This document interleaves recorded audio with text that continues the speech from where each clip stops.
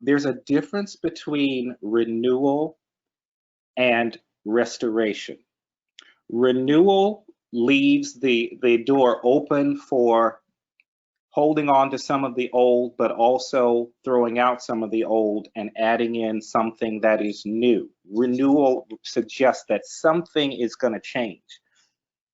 Some of us, when we pivoted to online education, decided to go in the route, so through no fault of anyone's, decided to go the route of restoration.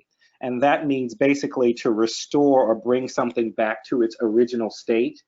And we can't necessarily do that if we are in a new online format that's not only challenging us in terms of using the technology, but even challenging some of our students in terms of access, in terms of availability, in terms of privacy, and all of those things. So I want to encourage my colleagues out there to think about renewal versus restoration.